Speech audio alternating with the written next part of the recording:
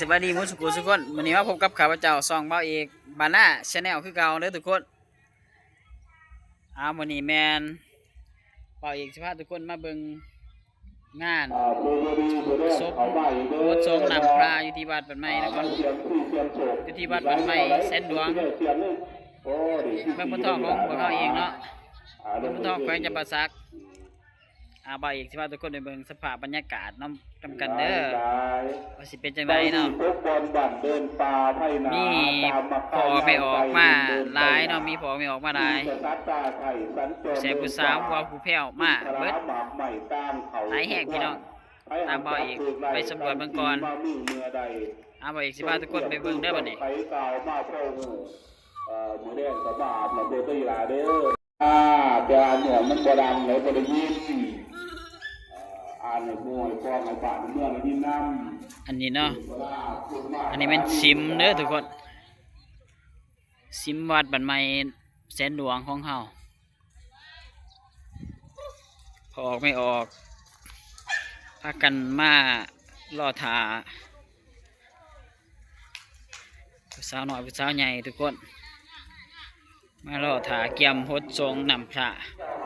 อากาศก็เย็นๆจักหน่อยทุกคนเศร้าหอนแน่นะนี่ได้บรรยากาศทุกคน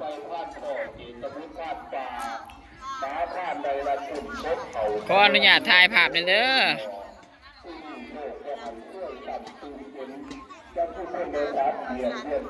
นี่ทุกคนมีแต่ภูมิงามผู้สาวบ้านใหม่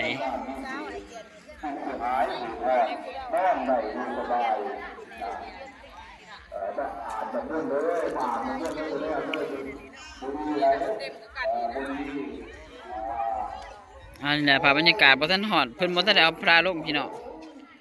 กำลังเกี่ยมสิเอาพระลงมันอากาศสิอุ่นๆช่วงนี้คันอยู่โฮมก็เย็นแน่ตากแดดจังซี่คือเบาอีกนี่ก็ร้อนอยู่เดียวเด้เดี๋ยวสิพาเบิ่งทุกคน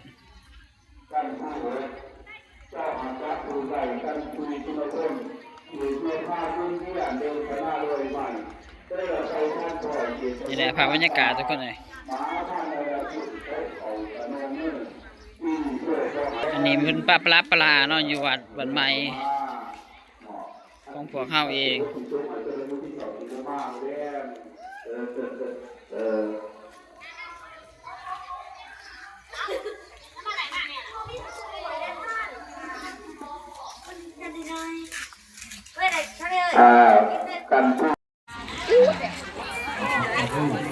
อันนี้เนาะเป็นภาพบรรยากาศ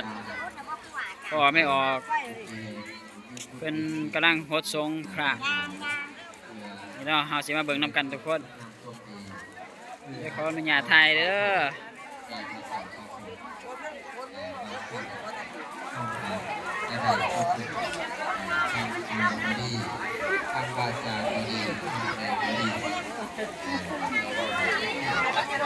นี่ครับบรรยากาศทุกคน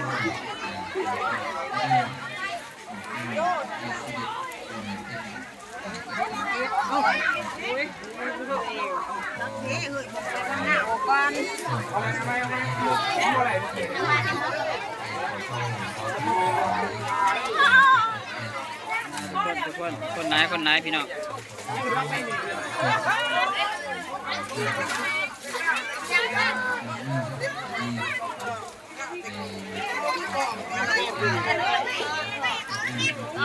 เล็กหน่อยก็นั่งเอานำขี่ผ้าอยู่ทุกคน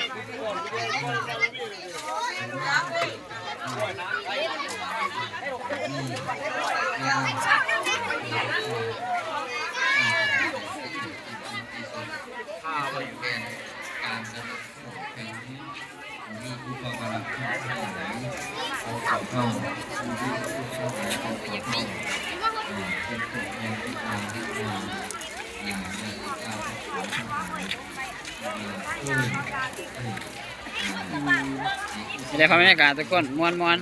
คนร้ายพี่น้อง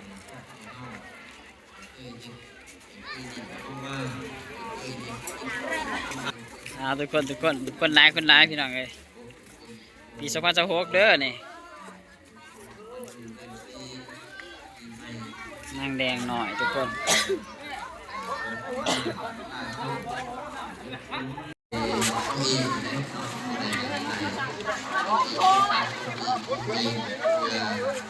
ดำเนินชีวิตภายภาค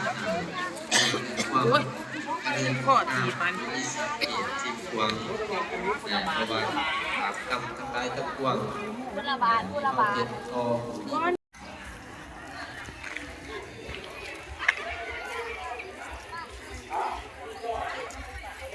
อันนี้เป็นภาพบรรยากาศเด้อทุกคน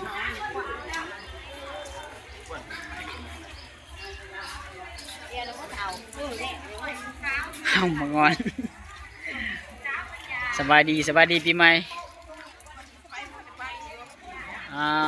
ภาพบรรยากาศพ่อแม่พี่น้อง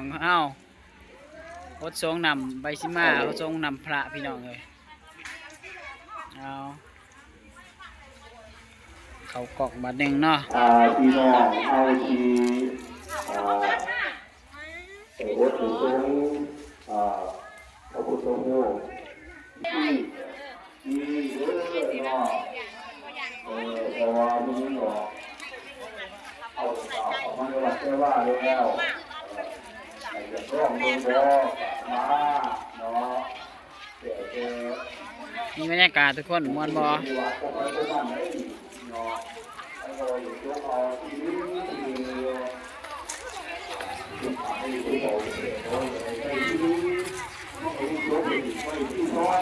อันนี้มาเบิงมาดิดน้ำลานของบ่าวเอกเด้อนี่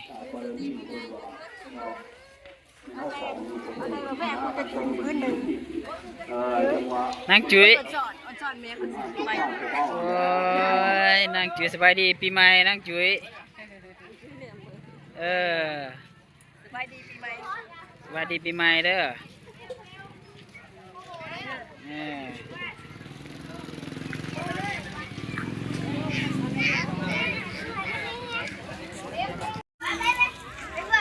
อาสำหรับภาพบรรยากาศในการสวงนำพระอยู่ที่วัดบ้านใหม่ของพวกเฮามันสิได้โจ้ไว้เพียงเท่านี้เด้อทุกคนพอกันคลิปต่อไปอย่าลืมนะทุกคนฝากกดไลค์กดแชร์กด Subscribe ให้พี่น้องเฮาได้เบิ่งนำกันเด้อทุกคนโอเคบ๊ายบาย see you